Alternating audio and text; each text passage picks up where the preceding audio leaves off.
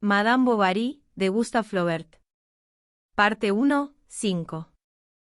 La fachada de ladrillo seguía exactamente la línea de la calle, o más bien la de la carretera. Detrás de la puerta estaban colgados un gabán de cuello corto, unas bridas, una gorra de cuero negro y en un rincón, en el suelo, un par de polainas todavía cubiertas de barro seco.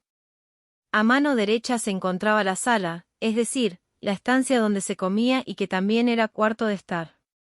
Un papel amarillo canario, realzado en la parte superior por una guirnalda de flores pálidas, temblaba todo el sobre su tela mal tensada, unas cortinas de calicó blanco, ribeteadas con un galón rojo, se entrecruzaban a lo largo de las ventanas, y sobre la estrecha repisa de la chimenea resplandecía un péndulo con un busto de Hipócrates entre dos candelabros de plata chapada, bajo unos globos ovalados. En el otro lado del pasillo estaba el gabinete de Charles, cuartito de unos 6 pasos de ancho, con una mesa, 3 sillas y un sillón de despacho. Los tomos del diccionario de las ciencias médicas, con las hojas sin cortar, pero cuya encuadernación había sufrido al pasar por ventas sucesivas, llenaban casi por sí solos los 6 anaqueles de una estantería de madera de pino. Durante las consultas, por la pared penetraba el olor de los guisos, del mismo modo que desde la cocina se oía a los enfermos toser en el gabinete y explicar toda su historia. Luego venía, dando directamente al patio, donde se encontraba la cuadra, una gran nave destartalada que tenía un horno, y que ahora servía de leñera, de despensa, de desván, llena de trastos viejos, de toneles vacíos, de aperos de labranza inservibles, además de muchas otras cosas llenas de polvo cuyo uso era imposible adivinar. El huerto, más largo que ancho, llegaba, entre 2 tapias de adobe cubiertas de albaricoqueros en espaldera, hasta un seto de espinos que lo separaba del campo. En el centro había un cuadrante solar de pizarra sobre un pedestal de mampostería, 4 arriates de escaramujos raquíticos rodeaban simétricamente el bancal, más útil, de las plantaciones serias. Al fondo del todo, bajo las picias, un cura de escayola leía su breviario. Emma subió a las habitaciones. La primera no estaba amueblada, pero en la segunda, que era la alcoba conyugal, había una cama de caoba en una trasalcoba con colgaduras rojas. Una caja de conchas adornaba la cómoda, y, sobre el secreter, junto a la ventana, en un jarrón había un ramo de flores de azahar sujeto con cintas de raso blanco. Era un ramo de novia, el ramo de la otra. Lo miró. Charles se dio cuenta, lo cogió y fue a llevarlo al desván mientras, sentada en un sillón, estaban dejando alrededor sus cosas. Emma pensaba en su ramo de novia, embalado en una caja de cartón, y se preguntaba, pensativa, qué harían con él si por casualidad llegase a morir. Los primeros días se dedicó a pensar en los cambios de la casa. Retiró los globos de los candelabros, mandó empapelar de nuevo las paredes, repintar la escalera y poner bancos en el huerto, alrededor del reloj de sol, preguntó incluso qué se podía hacer para tener un estanque con surtidor y peces. Finalmente, su marido, sabiendo que le gustaba pasear en coche, encontró un boc de ocasión que, una vez con faroles nuevos y guardabarros de cuero labrado, casi parecía un Tilbury. Charles se sentía, pues, feliz, y sin la menor preocupación. Una comida a solas con ella, un paseo al atardecer por la carretera, un gesto de su mano sobre los bandós, la vista de su sombrero de paja colgado de la falleba de una ventana, y muchas otras cosas parecidas en las que Charles jamás había sospechado placer alguno, constituían ahora la continuidad de su dicha. En la cama, por la mañana, y juntas las cabezas en la almohada, miraba pasar la luz del sol entre el vello de sus rubias mejillas, medio cubiertas por las tirillas replegadas de su gorro, 30. Vistos tan de cerca, sus ojos le parecían más grandes, sobre todo cuando levantaba varias veces seguida los párpados al despertarse, negros en la sombra y de un azul oscuro a plena luz, tenían algo así como capas de colores sucesivos que, más densas en el fondo, iban aclarándose hacia la superficie del esmalte. Los de Charles se perdían en aquellas profundidades, y se veía en pequeño en ellos hasta los hombros, con el pañuelo que le cubría la cabeza y el cuello de la camisa entreabierto. Se levantaba. Ella se asomaba a la ventana para verle partir, y permanecía acodada en el alféizar, entre 2 tiestos de geranios, vestida con una bata muy holgada en torno al cuerpo. Ya en la calle, Charles se calzaba las espuelas sobre el mojón, y ella seguía hablándole desde arriba mientras arrancaba con la boca alguna brizna de flor o de hoja, que le lanzaba soplando y que, revoloteando, planeando, trazando en el aire semicírculos como un pajarillo, antes de caer iba a quedar prendida en las crines mal peinadas de la vieja yegua blanca, inmóvil delante de la puerta. Charles, ya a caballo, le enviaba un beso, ella respondía con un gesto y cerraba la ventana, él se iba. Y entonces, en la carretera que extendía sin fin su larga cinta de polvo, por las cañadas donde los árboles se curvaban formando una bóveda, en los senderos donde los trigos le llegaban hasta las rodillas, con el sol a su espalda y el aire matinal en las aletas de la nariz, lleno el corazón de las delicias nocturnas, tranquilo el ánimo, satisfecha la carne, se iba rumiando su dicha, como los que, después de comer, siguen masticando el gusto de las trufas que están digiriendo. Hasta entonces, ¿qué había habido de bueno en su existencia? Su etapa de colegio, cuando estaba encerrado entre aquellos altos muros, solo en medio de sus compañeros más ricos o más adelantados que él en las clases, a los que hacía reír su acento, que se burlaban de su atuendo y cuyas madres iban al locutorio con golosinas ocultas en sus manguitos. O más tarde, cuando estudiaba medicina y nunca había tenido la bolsa lo bastante provista para pagar el baile a alguna obrerita que hubiera llegado a ser su querida. Después había vivido 14 meses con la viuda, cuyos pies, en la cama, estaban fríos como témpanos. Pero ahora poseía para siempre a aquella preciosa mujercita a la que adoraba.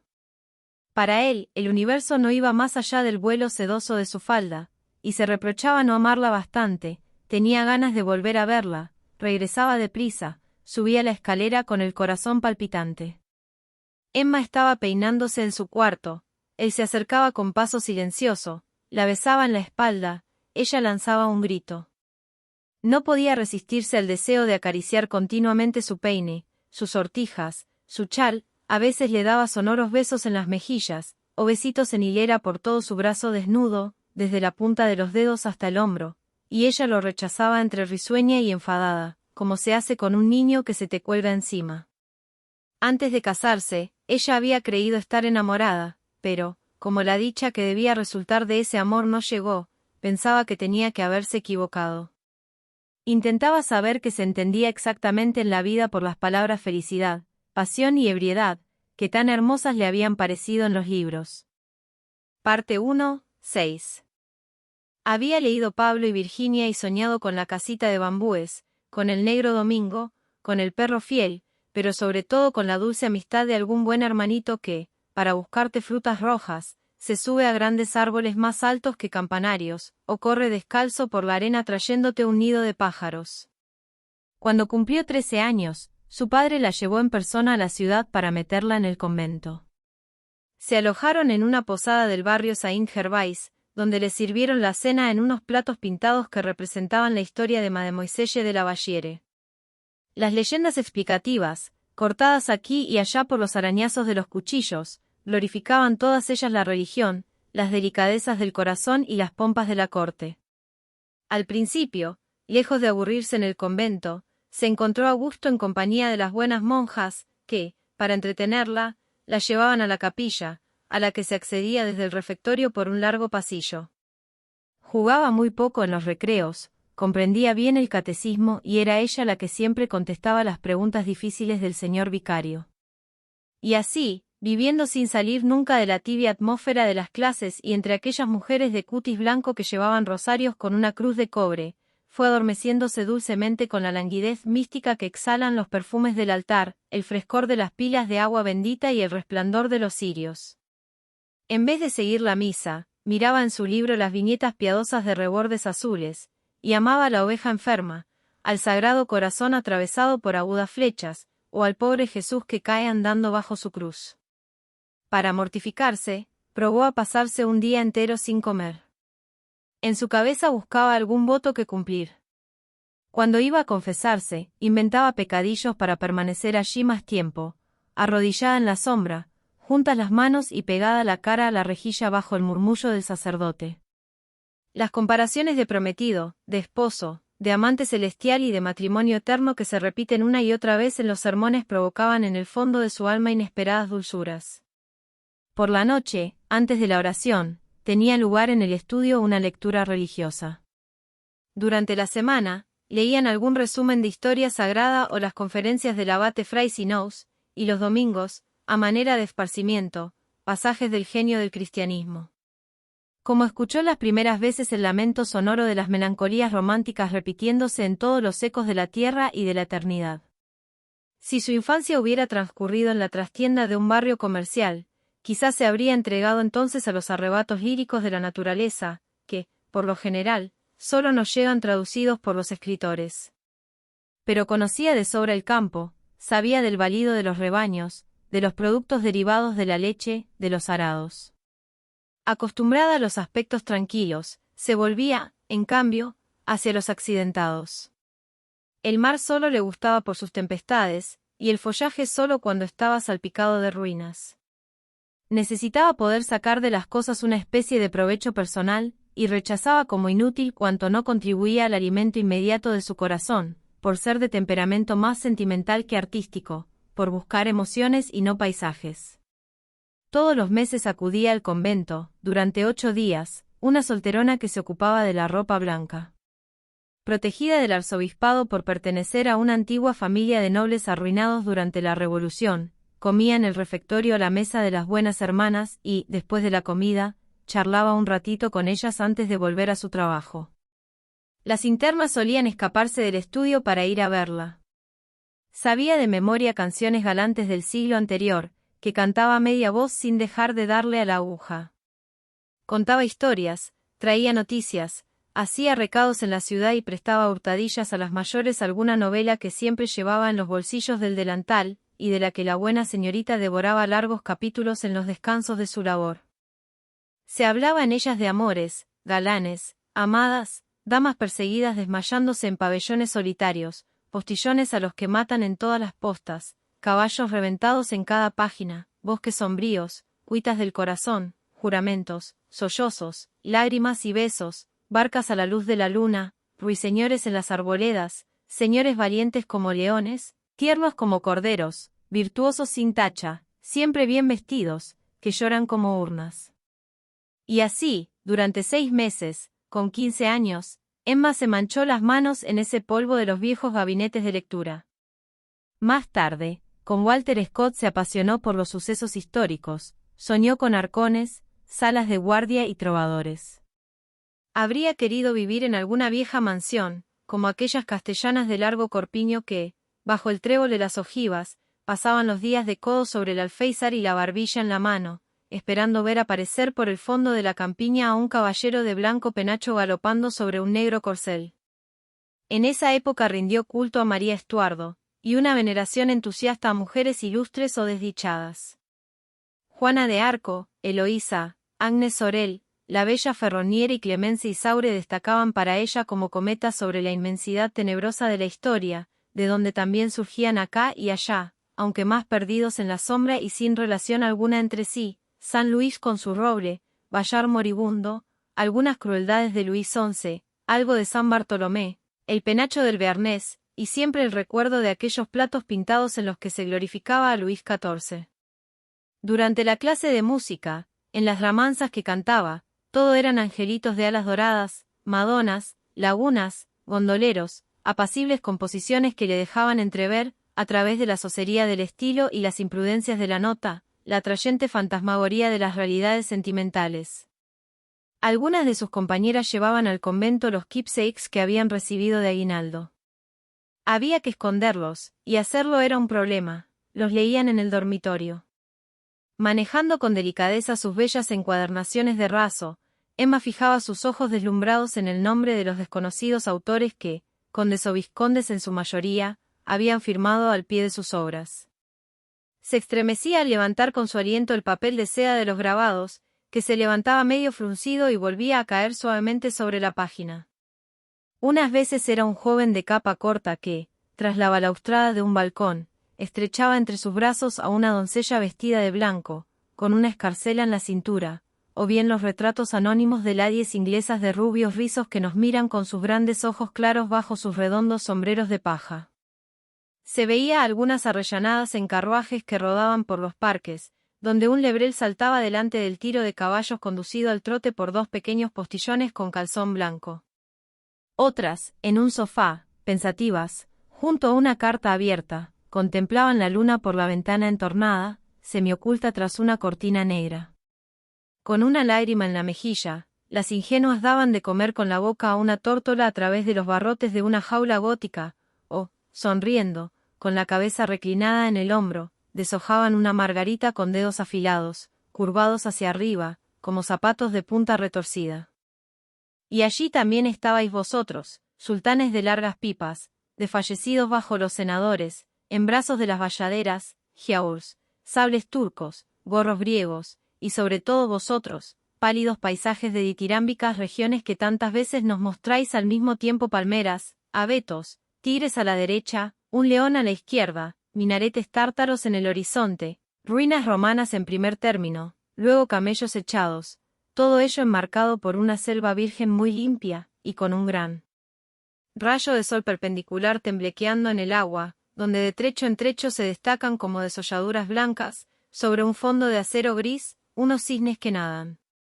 Y la pantalla del quinqué, colgado en la pared sobre la cabeza de Emma, iluminaba todos aquellos cuadros del mundo que pasaban ante ella unos tras otros, en el silencio del dormitorio y con el ruido lejano de algún coche de punto rezagado que aún rodaba por los bulevares. Cuando murió su madre, lloró mucho los primeros días. Mandó hacer un cuadro fúnebre con los cabellos de la difunta, y, en una carta que mandó a Les Bertaux, llena de tristes reflexiones sobre la vida, pedía que, más tarde, la enterraran en la misma sepultura. El pobre hombre la creyó enferma y fue a verla. En su fuero interno, Emma se sintió satisfecha de haber alcanzado al primer intento ese raro ideal de las existencias melancólicas que nunca alcanzan los corazones mediocres. Se dejó, pues, deslizar por los meandros lamartinianos, escuchó las arpas en los lagos, todos los cantos de cisnes moribundos, todas las caídas de hojas, las vírgenes puras que suben al cielo y la voz del Eterno que discursea por los valles. Acabó por cansarse de todo aquello, no quiso reconocerlo, siguió por hábito, luego por vanidad, y finalmente quedó sorprendida al sentirse sosegada y sin más tristeza en el corazón que arrugas en la frente. Las buenas monjas, que tantas ilusiones se habían hecho de su vocación, advirtieron muy sorprendidas que la señorita Rouault parecía escapar a sus desvelos. Y es que le habían prodigado tantos oficios, retiros, novenas y sermones, tanto le habían predicado el respeto debido a los santos y a los mártires, y dado tantos buenos consejos sobre la modestia del cuerpo y la salvación del alma, que hizo como los caballos cuando les tiran de la brida, se paró en seco y se le salió de los dientes el bocado. Aquel espíritu, positivo en medio de sus entusiasmos, que había amado la iglesia por sus flores, la música por la letra de las romanzas y la literatura por sus excitaciones pasionales, se rebelaba ante los misterios de la fe, lo mismo que se irritaba cada vez más contra la disciplina, que era algo reñido con su temperamento. Cuando su padre la sacó del internado, no lamentaron verla partir. La superiora llegaba a pensar incluso que en los últimos tiempos se había vuelto poco respetuosa con la comunidad. De vuelta en casa, a Emma le gustó al principio mandar a los criados, luego aborreció el campo y echó de menos el convento. Cuando Charles fue a Les Bertaux por primera vez, se creía sin ilusiones, como quien ya no tiene nada que aprender ni debe sentir nada. Pero la ansiedad de un estado nuevo, o tal vez la excitación causada por la presencia de aquel hombre, había bastado para hacerle creer que por fin sentía aquella maravillosa pasión que hasta entonces se había mantenido como una enorme ave de rosado plumaje planeando en el esplendor de unos cielos poéticos, y ahora no podía imaginar que aquella calma en que vivía fuera la felicidad que había soñado. Parte 1, 7. A veces pensaba que, a pesar de todo, estaba viviendo los días más hermosos de su vida, la luna de miel, como se decía. Para saborear su dulzura, habría sido preciso, sin duda, ir hacia esos países de nombres sonoros en que los días siguientes a la boda tienen una languidez más suave. En sillas de posta, bajo cortinillas de seda azul, se sube al paso por caminos escarpados escuchando la canción del postillón, que se repite en la montaña con las esquilas de las cabras y el ruido sordo de la cascada.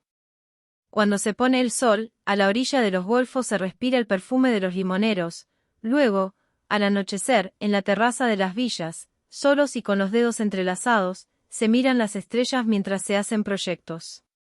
Le parecía que ciertos lugares de la Tierra debían de favorecer la felicidad, como una planta propia de un suelo determinado que no prospera en cualquier parte. Quien pudiera acodarse en el balcón de los chalets suizos o encerrar su tristeza en un cottage escocés, junto a un marido que viste un frac de terciopelo negro de largos faldones, y que lleva botas flexibles, un sombrero puntiagudo y puños de encaje en las camisas. Quizá hubiera deseado tener a alguien a quien hacer la confidencia de todas estas cosas. Pero, ¿cómo explicar un vago malestar que cambia de aspecto como las nubes, que se arremolina como el viento? Y es que le faltaban las palabras, la ocasión, el atrevimiento. Sin embargo, si Charles lo hubiera querido, si lo hubiera sospechado, si su mirada hubiera ido, siquiera una vez, al encuentro del pensamiento de Emma, estaba segura de que se habría desprendido de su pecho una efusión súbita como cae de una espaldera el fruto cuando se ponen en la mano. Pero, a medida que se estrechaba más la intimidad de su vida, crecía en su interior un desapego que la separaba de él. La conversación de Charles era vulgar como una acera de calle, y las ideas más manidas de los demás desfilaban por ella con su ropaje ordinario, sin despertar emoción ni hacer reír o soñar. Cuando vivía en Rouen, decía, nunca había sentido curiosidad por ir a ver en el teatro a los actores de París. No sabía ni nadar, ni manejar el florete, ni tirar con pistola, y un día no pudo explicarle un término de equitación que ella había encontrado en una novela. ¿Acaso un hombre no debía conocerlo todo, destacar en múltiples actividades, iniciarte en las energías de la pasión, en los refinamientos de la vida, en todos los misterios? Y aquel no le enseñaba nada, no sabía nada, no deseaba nada. La creía feliz, y ella le odiaba por aquella calma tan impasible, por aquella parsimonia serena, por la felicidad misma que ella le daba. Emma dibujaba algunas veces, y para Charles era un gran entretenimiento quedarse allí, de pie, mirándola inclinada sobre su cartapacio, guiñando los ojos para ver mejor su obra, o modelando bolitas de pan con los dedos. Delante del piano, cuanto más deprisa corrían sus dedos, más se maravillaba él. Golpeaba las teclas con aplomo, y recorría de arriba abajo todo el teclado sin detenerse. Así sacudido por ella, el viejo instrumento, cuyas cuerdas tremolaban, se dejaba oír hasta la otra punta del pueblo si la ventana estaba abierta, y muchas veces el alguacil que pasaba por la carretera, sin sombrero y en zapatillas, se paraba a escuchar, con su hoja de papel en la mano. Emma, por otra parte, sabía gobernar la casa. Enviaba a los enfermos la nota de las visitas en unas cartas bien redactadas que no olían a factura. Cuando los domingos tenían algún vecino a comer, se las ingeniaba para ofrecer un plato atractivo, para poner sobre hojas de parra las pirámides de ciruelas Claudias, servía los tarros de mermelada volcados en un plato, y hablaba incluso de comprar enjuagadientes para el postre. Todo ello acrecentaba mucho el prestigio de Bovary. Charles terminaba estimándose más por tener una mujer como aquella. En la sala enseñaba con orgullo 2 pequeños bosquejos suyos hechos con mina de plomo, que le había mandado poner en marcos muy anchos y colgados sobre el papel de la pared con largos cordones verdes. Al salir de misa se le veía en la puerta de su casa con unas bonitas zapatillas bordadas. Volvía tarde, a las 10, a veces a medianoche. Entonces pedía la cena, y como la criada ya se había acostado, era Emma quien se la servía. Se quitaba la levita para cenar más a gusto. Iba nombrando una tras otra a todas las personas a las que había visto, los pueblos donde había estado, las recetas que había prescrito, y, satisfecho de sí mismo, se comía el resto del guiso, descortezaba su queso, mordía una manzana, vaciaba la jarra de vino, luego se iba a la cama, se acostaba boca arriba y roncaba. Como durante mucho tiempo se había acostumbrado al gorro de dormir de algodón, el pañuelo de seda no se le sujetaba en las orejas, de modo que, por la mañana, tenía el pelo alborotado sobre la cara y blanqueado por el plumón de la almohada, cuyas cintas se le desataban durante la noche. Siempre llevaba unas botas recias, con 2 gruesos pliegues curvados hacia los tobillos en la punta, mientras el resto del empeine, tenso como si estuviera en una horma, continuaba en línea recta. Decía que aquello era suficientemente bueno para el campo. En este ahorro contaba con la aprobación de su madre, que iba a verle como antes, siempre que en su casa se producía alguna borrasca algo violenta, y sin embargo la señora Bovary madre parecía sentir prevención contra su nuera. La encontraba de unas maneras demasiado finas para su posición económica, la leña, el azúcar y las velas volaban como en una casa de postín, y la cantidad de carbón que se quemaba en la cocina habría bastado para 25 platos. Le ordenaba la ropa blanca en los armarios y le enseñaba a vigilar al carnicero cuando traía la carne. Emma aceptaba estas lecciones, su suegra se las prodigaba, y las palabras hija y madre se oían aquí y allá todo el día, acompañadas de un leve estremecimiento de los labios, lanzando cada una las palabras dulces con voz que temblaba de rabia. En tiempos de la señora Dubac, la buena mujer aún seguía sintiéndose la preferida, pero ahora el amor de Charles por Emma le parecía una deserción de su cariño, una intromisión en algo que le pertenecía, y observaba la felicidad de su hijo con un silencio triste, como alguien arruinado que mira, a través de los cristales, a la gente sentada a la mesa en su antiguo hogar. Como si se tratara de recuerdos, le hablaba de sus penalidades y sacrificios, y, comparándolos con las negligencias de Emma, llegaba a la conclusión de que no era en modo alguno razonable adorarla de manera tan exclusiva. Charles no sabía qué replicar, respetaba a su madre, y quería infinitamente a su mujer, consideraba la opinión de la primera infalible, y sin embargo la otra le parecía irreprochable. Cuando la señora Bovary se iba, trataba de aventurar tímidamente, y palabra por palabra, una o dos de las observaciones más anodinas que había oído hacer a su mamá. Emma, tras demostrarle con una palabra que se equivocaba, le decía que se ocupase de sus enfermos.